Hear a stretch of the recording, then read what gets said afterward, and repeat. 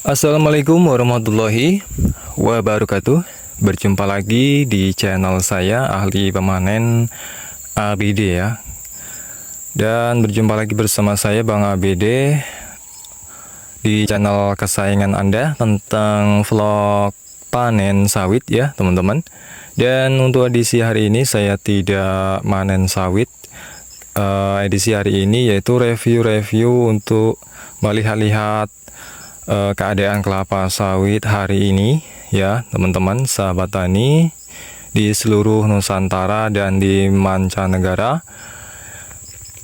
Dan untuk gambaran sawit DXP Simalungun SMB kira-kira di depan saya seperti ini. Kalian bisa melihat di layar HP kalian masing-masing. Dan keadaannya seperti ini ya teman-teman. Lumayan cukup lebat ya buahnya teman-teman ya, tapi tidak terlalu lebat. Di sini cukup lumayan besar juga teman-teman ya untuk buahnya. Ini untuk satu tandan bisa mencapai 5 kilo sampai 6 kilo. Karena di sini buahnya masih muda, untuk ukuran buahnya masih kecil ya teman-teman. Ketika nanti dia sudah mulai agak tua, nanti buahnya cukup lumayan agak besar sedikit teman-teman ya. Oke, di sini di video kali ini saya akan menjelaskan sedikit mengenai apa itu jenis kelapa sawit DXP Simalungun SMB. Dan di depan saya ini adalah jenis kelapa sawit Simalungun ataupun DXP Simalungun ya.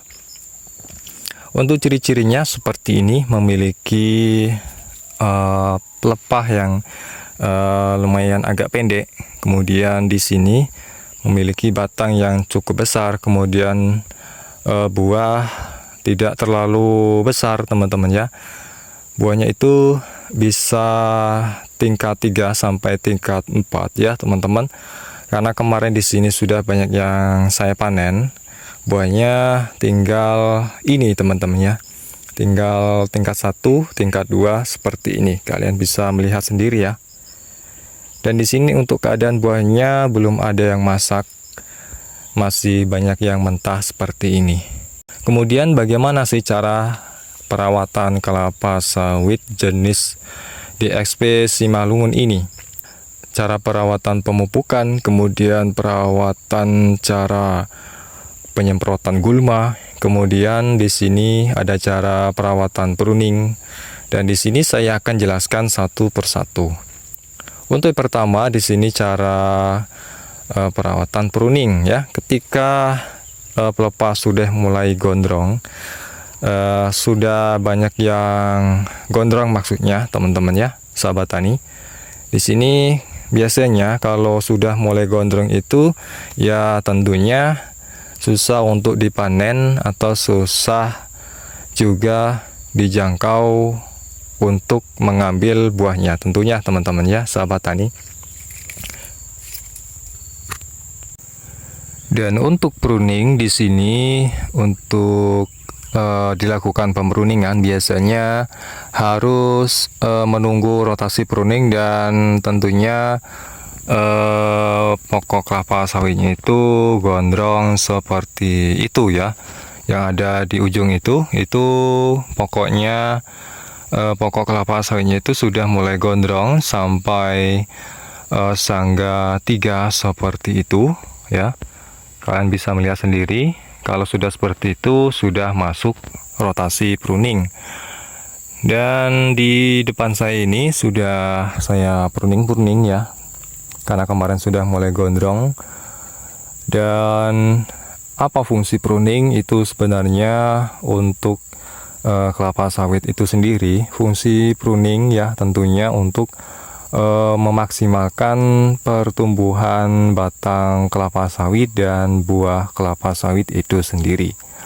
Kenapa harus dilakukan pempruningan secara rutin? Karena kalau terlalu banyak pelepah, nanti ketika sudah dilakukan pemupukan, maka si sari-sari pati pupuk itu sendiri akan dimakan oleh si pelepah itu sendiri, kemudian tidak sampai ke buah yang ada di atasnya.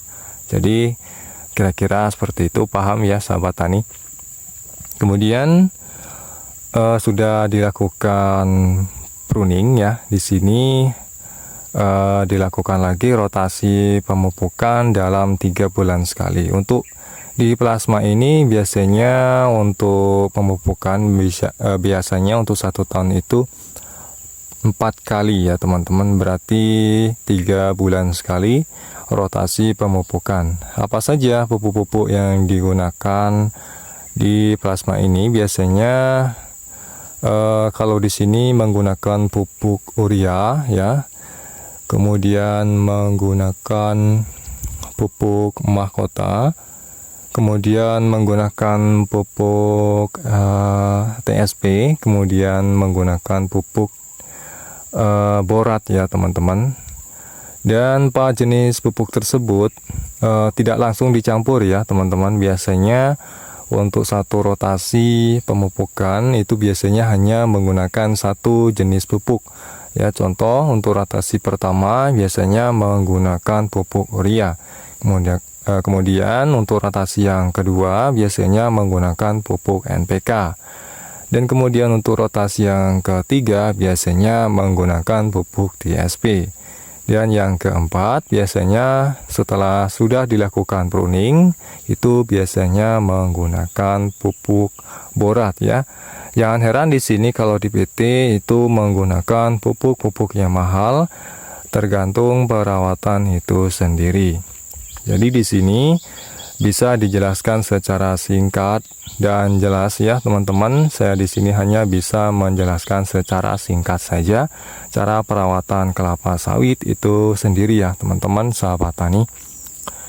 Kemudian untuk penyemprotan gulma ataupun rumput di sini itu biasanya menggunakan dosis dalam 1 tank itu bisa menggunakan obat biru ya ataupun obat kuning, dan dicampur dengan obat serbuk akali.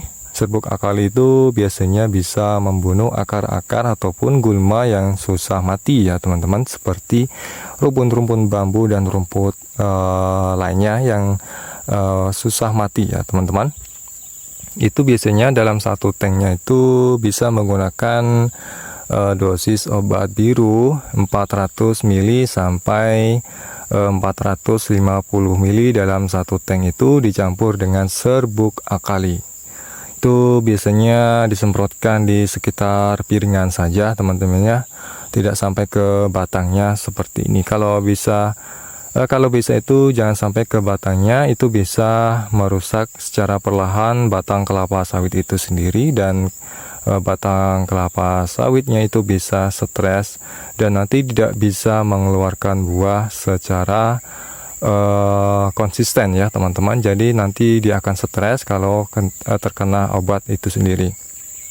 Kemudian di sini cara untuk pemanenan, di sini biasanya saya panen itu tidak terlalu ngepres ataupun tidak menurunkan buah yang masih mengkal ataupun buah kunyit ya. Kalau di sini itu tidak dibolehkan menurunkan buah kunyit ya teman-teman. Minimal di sini harus merah saus ataupun brondol 1 ya kalau untuk di plasma ini.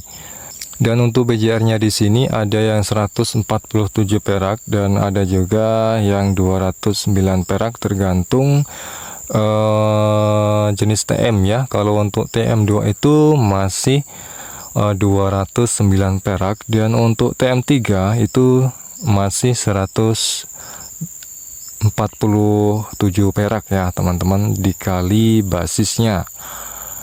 Dan untuk TM2 itu masih basis 180 tandan ya, dikali 4 kilo, kemudian dikali PJR 209 perak ya teman-teman. Dan di sini untuk yang TM3 basisnya itu 167 tandan dikali 6 kilo, kemudian dikali PJR 147 perak ya. Nanti terlihat hasilnya untuk jumlah HK-nya ya teman-teman sahabat tani.